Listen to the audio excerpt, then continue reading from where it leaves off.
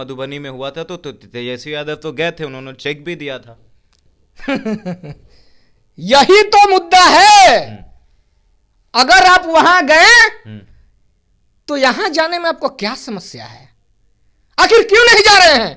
आके स्पष्ट कर देते, आके जनता को बता देते कि हम इसलिए नहीं जा रहे हैं। अब सत्र में शामिल हो रहे हैं, शादियों में शामिल हो रहे हैं, लेकिन आप उस मां और बेटी के दर्द में नहीं शामिल हो रहे हैं जहां के कराह और चित्कार की आवाज पूरे बिहार ही नहीं पूरे देश में गूंज रही है। और यही गूंज डूबेगी। आपको अगर ज्यादा गुमान है सत्ता पे, तो वो सत्ता अब ज्यादा दिन तक नहीं चलने वाला है। अपराधियों की ना कोई जात होती है। माननीय मुख्यमंत्री जी और उप मुख्यमंत्री जी, आप लोग को तो ग्राउंड पे जाना चाहिए, जाकर आवाज उठाना चाहिए, और जो भी दोषी हैं उन्हें तत्काल गिरफ्तार करना चाहिए। कटिहार में जो नरसंहार हुआ है, 7 यादवों की हत्या हुई है, कुछ लोग इसे गैंगवार भी कह रहे हैं। हम वहाँ की रिपोर्ट लगातार आपको दिखा रहे थे, हम वो ग्राउंड पर भी गए थे, सबकी बाइट ले रहे थे, लेकिन सबसे बड़ा सवाल तेजस्वी यादव पर उठ रहा है, बिहार सरकार पर उठ रहा है, लॉ एंड ऑर्डर पर उठ रहा है, क्योंकि अब तक प्रशासन से लेकर तेजस्वी यादव सब खामोश हैं सिवाय पप्पू यादव के। पप्पू यादव वहाँ गए थे, पप्पू यादव ने कहा है कि जो भी मोहना ठाकुर को मारेगा हम उसे 2 लाख रुपया देंगे। हमारे साथ इस मुद्दे पर बात करने के लिए ओबीसी संघर्ष सेना के राष्ट्रीय अध्यक्ष कुमुद पटेल जी हैं। तेजस्वी यादव की खामोशी और बिहार सरकार की खामोशी एक बड़ा सवाल पैदा कर रही है इस मामले पे। देखिए, सबसे पहले पब्लिक स्टेशन देखने वाले सभी भाइयों को नमस्कार है और बहुत बहुत धन्यवाद है आपको कि कम से कम आप लोग वहाँ गए, आपके संपादक, आपके जो भी चैनल केशव जी गए, केशव जी जाकर वहाँ पर ग्राउंड रिपोर्टिंग की और जो ये घटना थी उसको चर्चा में लाए। देखिए, जैसा कि आपने प्रश्न किया कि तेजस्वी यादव जी और मुख्यमंत्री जी क्यों आखिर चुप हैं, तो हमें लगता है कि इन लोगों को समाज से आज कोई सरोकार नहीं रहा है।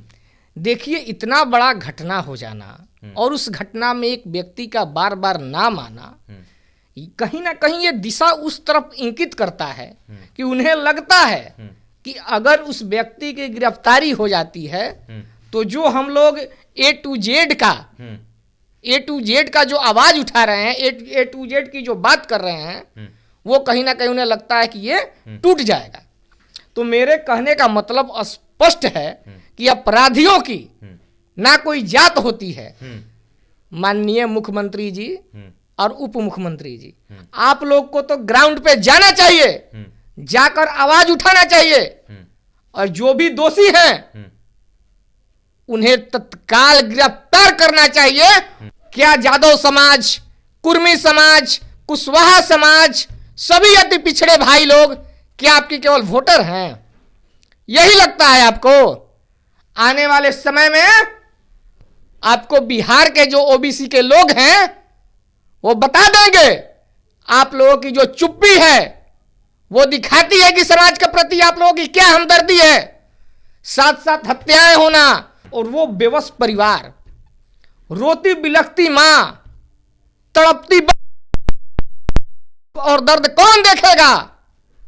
क्या यादव समाज, कुर्मी समाज, कुशवाहा समाज, सभी अति पिछड़े भाई लोग क्या आपकी केवल वोटर हैं? यही लगता है आपको? आने वाले समय में आपको बिहार के जो ओबीसी के लोग हैं वो बता देंगे।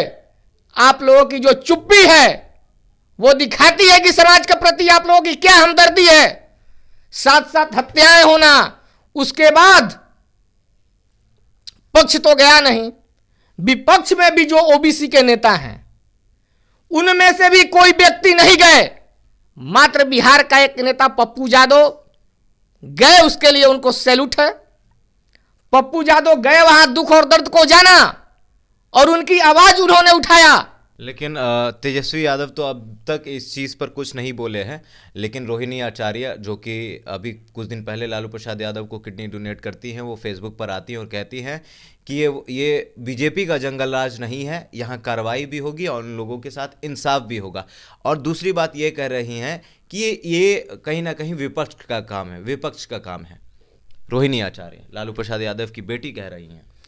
देखिए, रोहिणी आचार्य के माध्यम से कहीं ना कहीं किन्हीं ने कहवाया, तो जो कहवाने वाले लोग हैं उन्हें कहने में क्यों शर्माती है? अगर बिहार के इस बेटी ने आवाज उठाई काम है, लेकिन जो सत्ता की मलाई खा रहे हैं उनके मुंह पे ताला क्यों बंद है? हम तो कुछ दिन पहले बोले हुए थे, आप ही के चैनल पे बोले थे कि स्वर्णों का वोट लेके तेजस्वी जी मुख्यमंत्री बनना चाहते हैं।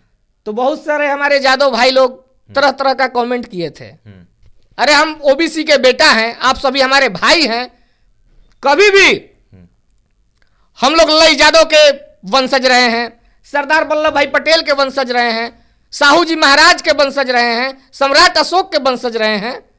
फिर जब कल चुनाव आएगा तो मालूम है मैं कि आप लोग क्या करेंगे, मेरी बात आपको बुरी लगेगी, फिर वही जिंदाबाद मुर्दाबाद करेंगे, उन्हीं लोगों का करेंगे जिनका आज आप विरोध कर रहे हैं। इसलिए समाज में ऐसा संदेश दीजिए कि अगर समाज के लोग आपको जिताए, गलत करने के लिए तो नहीं कह रहे हैं। मान के चलिए जो भी यादव भाई बात उठा रहे हैं या ओबीसी के कोई लोग बात उठा रहे हैं, ये तो नहीं कह रहे हैं कि निर्दोष को आप जेल में भेज दीजिए, लेकिन जो लोग दोषी हैं, जो लोग अपराधी हैं, उनको जल्द से जल्द कार्रवाई होनी चाहिए। अपराधियों की, मैं पहले भी बोला, अपराधियों की कोई जात नहीं होती है। इसे जातीय रंग जो देने का बार बार बात हो रहा है, मैं कहना चाहता हूं अपराधियों की कोई जात नहीं, काल गिरफ्तारी होनी चाहिए। तो फिर भाजपा को इस चीज पर तुरंत बोलना चाहिए। भाजपा भी खामोश है। अगर इस जगह पर कोई धार्मिक मुद्दा होता, इस जगह पर अगर मुस्लिम लोग होते तो भाजपा का क्या रोल रहता? ये लोग तो पूरे बिहार में डंका बजाने लगते, नंगा नाच हो जाता। पूरे बिहार के अंदर आप देख लेते, नंगा नाच करना ये लोग शुरू कर देते। अब हाल ही में श्रद्धा का केस देख लीजिए। अरे हमको तो ये समझ में नहीं आता है कि आप विपक्ष में बैठे हुए हैं, इतने बड़े मुद्दे पे कोई नेता जाके नहीं मिलना चाहता है। ये किस राजनीति का परिचायक है? हम तो पूछना चाहते हैं भाजपा वालों से, आखिर किस दिशा में भाई राजनीति कर रहे हैं आप? क्या दिखाना चाहते हैं? ओबीसी के प्रति यही हमदर्दी है आपकी कि आप भी जातिवाद में बटे हुए हैं? ओबीसी आपका कोर वोटर रहा है, कोई भी पार्टी में ओबीसी के नेता हैं, उनको ओबीसी का वोट मत मिलता है तभी वो नेता बनते हैं।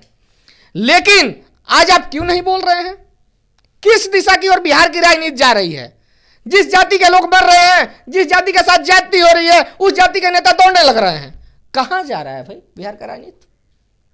बिहार के लोग इसको देख रहे हैं। कुर्मी का बेटा मरा तो कुर्मी भाग रहे हैं, जादव का बेटा मरा तो जादव भाग रहे हैं, भूमिहार का मरा तो भूमिहार भाग रहे हैं, राजपूत का मरा तो राजपूत भाग रहे हैं। अरे क्या माहौल है? तेजस्वी यादव जब हुआ था, मधुबनी में हुआ था, तो तेजस्वी यादव तो गए थे, उन्होंने चेक भी दिया था। यही तो मुद्दा है। अगर आप वहां गए तो यहां जाने में आपको क्या समस्या है? आखिर क्यों नहीं जा रहे हैं? आके स्पष्ट कर देते, आके जनता को बता देते कि हम इसलिए नहीं जा रहे हैं।